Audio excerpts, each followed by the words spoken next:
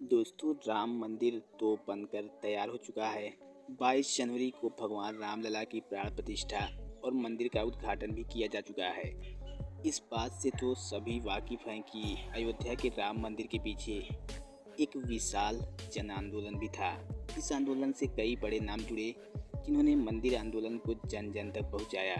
इनमें स्वामी रामभद्राचार्य भी शामिल है, जिन्होंने दिव्यांग होकर भी लोगों के मन में राम भक्ति की ज्योति को जलाए रखा।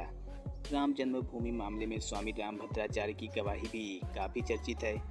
उनकी इस गवाही की वजह से फैसला करने वाले जज भी चकित रह गए थे।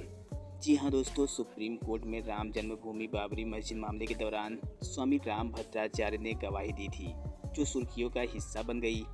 उन्होंने वेद पुराण के आधार पर जो गवाही दी, उससे कोर्ट के जज भी चकित रह गए। श्री राम जन्मभूमि के पक्ष में रामभद्राचार्य वादी के तौर पर उपस्थित हुए थे। उन्होंने सबसे प्राचीन ग्रंथ ऋग्वेद की जैमिनीय संहिता से उदाहरण दिया। रामभद्राचार्य ने जैमिनी संहिता के तहत सरयू नदी के स्थान से विशेष दिशा की ओर बिल्कुल सटीक जन्म स्थान का ब्यौरा दिया था। रामभद्राचार्य की गवाही के बाद जब जज ने जैमिनी संहिता मंगाई, जिन उदाहरणों का रामभद्राचार्य ने जिक्र किया था, उसे जज ने खोलकर देखा।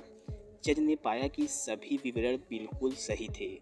जज ने पाया कि जिस स्थान पर श्री राम जन्मभूमि संहिता में बताई गई थी, विवादित ढांचा भी ठीक उसी स्थान पर था। स्वामी रामभद्राचार्य की गवाही ने फैसले का रुख ही मोड़ दिया। सुनवाई करने वाले जज ने चकित होकर रामभद्राचार्य की गवाही को भारतीय प्रज्ञा का चमत्कार माना। उन्होंने एक व्यक्ति जो देख नहीं सकते, कैसे वेदों और शास्त्रों के विशाल संसार से उदाहरण दे सकते हैं, इसे ईश्वरीय शक्ति ही मानी जाती है। दोस्तों, राम जन्मभूमि के लिए संघर्ष करने और लाठी तक खाने वाले पद्म विभूषण से सम्मानित तुलसी पीठाधीश्वर जगत गुरु स्वामी रामभद्राचार्य रामलला के विग्रह की प्राण प्रतिष्ठा की बात करते भावुक हो जाते हैं।